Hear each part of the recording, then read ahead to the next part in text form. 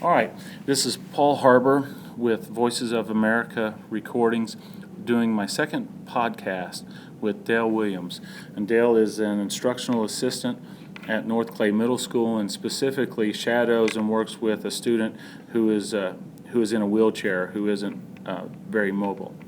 All right, Dale, welcome. How are you today? Thank you. I'm well. How are you? I'm doing fine. Good. The questions that I wanted to ask today really have a lot to do with just your youth growing up. I know you said you were born in 1951? Yes.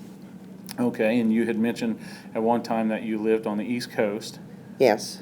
I started out in New Jersey and lived most of my life in New Jersey. What part of New Jersey? I was raised in New Vernon, which is a small town south of Morristown, and sort of north central Jersey. Mm-hmm. Lived there in Morris County for 40-some years. And For 40-something years Yeah. there. So how did you go from 40-something years there to Indiana? Well, the economy and that sort of thing in New Jersey was getting bad, and my husband decided that we would go to Pennsylvania. It was less expensive. We could still work in New Jersey. We were close enough, so we went there. So from New Jersey to Pennsylvania. Mm-hmm. And what does your husband do? He was well, my first husband passed away. Uh-huh. Okay. The second husband and I went to Pennsylvania. He was a warehouse manager Okay. in New Jersey. Can I ask questions about the first husband? Sure. All right, how long were you married? A little over 9 years. Oh, okay. Mm-hmm. How did he pass away? He was electrocuted, actually. Oh, my. He and I owned an appliance repair service, Uh-huh. and he would bring home microwaves, that sort of thing, work on them on the weekends. Yeah. And microwaves are weird to work on. You have to be Mm-hmm. really careful with them. They have a capacitor in them, Right. and that stores electricity, large amounts. Mm-hmm. And he was discharging it. There was a fray in the cord on the drop light he was using, and it just went right through him.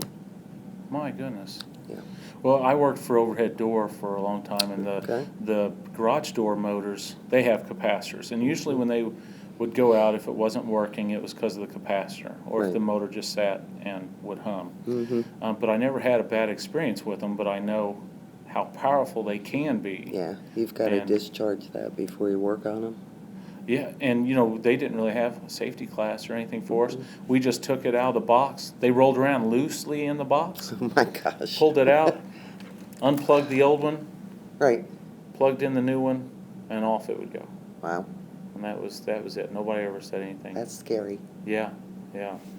So you grew up in New Vernon, New Vernon, yeah. and how big was that town? Small. It was out in the sticks. Maybe 5, 6, 7,000 people max. So about the size of Brazil. Yeah, but it was all residential. Uh-huh. We had a little general store, sold this and that, which was right next to a post office that was in a house, Uh-huh. and a gas station and a firehouse. That was about the sum of the town. So back then, and it was this way a little bit for me growing up, but driving 30 miles or 30, 40 minutes to get to anything, the store, the supermarket, Right. that was kind of the norm. It was just an accepted part of life. Mm-hmm. And now I feel like if I have to drive 30 minutes for something, I'm inconvenienced. Right. Clay City has 1,000 people. Brazil, I think, is around 5,000 to 7,000. Uh-huh.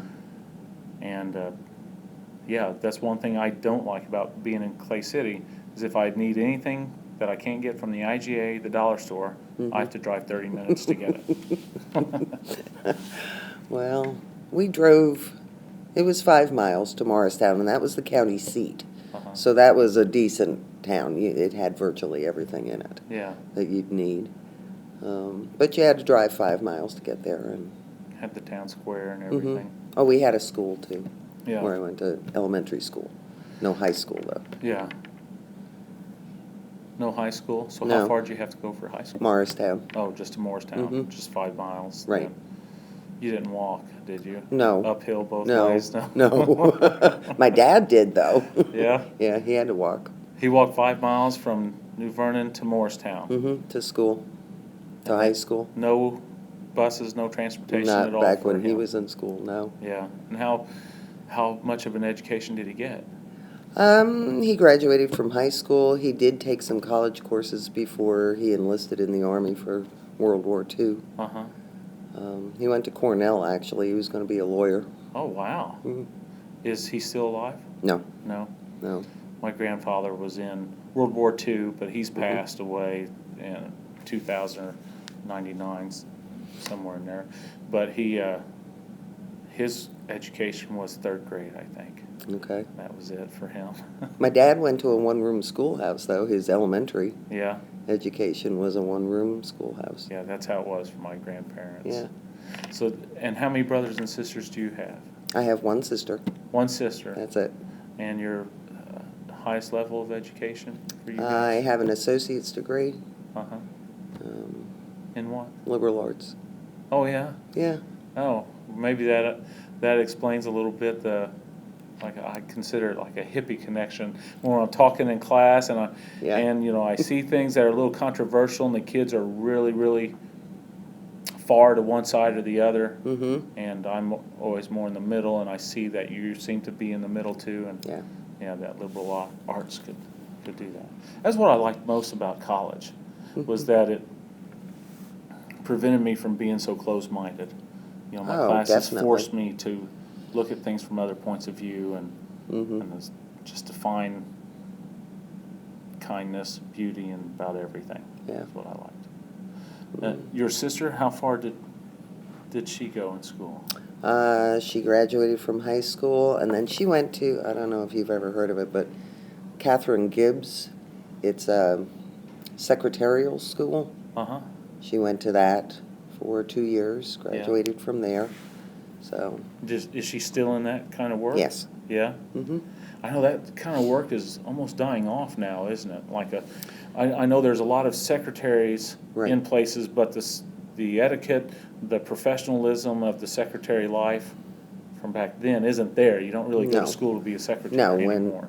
when she went to school, she had to wear heels and stockings. Of course, they didn't have pantyhose then. She had to wear a hat every day. She had to wear a nice dress suit Uh-huh. and gloves. You did not go to school without all of those things. Pretty bad. Yeah. And she probably still had to wear that stuff at her first job. Oh, I'm sure. Yeah. Yes. Yeah. A real madman kind of Really. thing, isn't it? That's Yeah. exactly right. Huh. I've heard colleagues in the building talk about how when they applied, they had long hair coming out of college, and the principal said, "I'll hire you, but only if you cut your hair. Right. You're not gonna do this." Some in the people school." wouldn't even get interviewed with long hair. Yeah. You know. I wonder how that applies now. I bet it's still that way a lot. Well, I'm sure it would be discrimination, though. Yeah. Yeah. You know, you can't. They would have to be more careful about it. If if I was a principal and was interviewing somebody that seemed very disheveled, I would probably just decline to hire them. I wouldn't say the purpose or the reason was because they look terrible. Right. They look like crap, but I would just probably not hire. Yeah, you do have to be really careful. Yeah. But outside of the professional world, people don't care about looking the part anymore, do they? Not as much, wanna- for sure. Yeah, they don't care about looking really sharp and professional like they used to. Right. Yeah, it was a different world back then. Yeah. So, did you go to college right out of high school? I did. Yeah. Mhm. So you were done with that by the time you were 20. Right. And then I got hired by the college that I went to. Uh-huh. They put me in as assistant to the registrar. Uh-huh. And so I worked there for about a year and a half,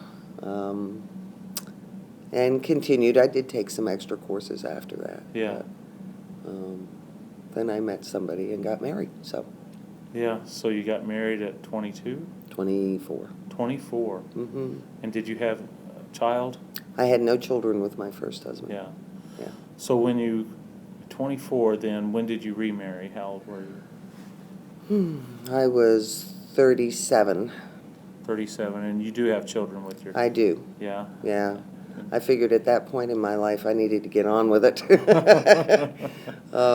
So, yeah, I had my son at 38 and my daughter at 43. Wow. Yeah. How'd that That was the how'd that zinger. go? I felt like the grandma in the maternity ward. Yeah. So when you go to school with your kids, Yeah, you were old enough to be a lot of the mother's mother, probably. almost, yeah. Yeah. Yeah, Well, I had Mercedes when I was 20, okay. and Chauncey is 13, and I'm 43, so when I was 30 with Chauncey. Right.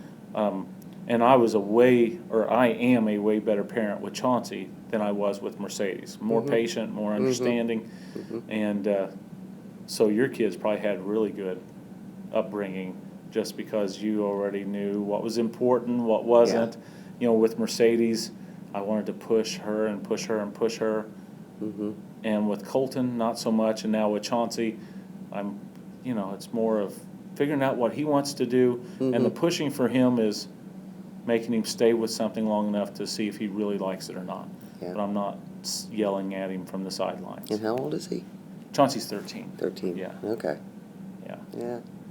I don't know. I was told while I was raising my children that I had the patience of a saint. Oh, yeah? And I guess I did have a lot more patience at that age. Yeah. You know. So you're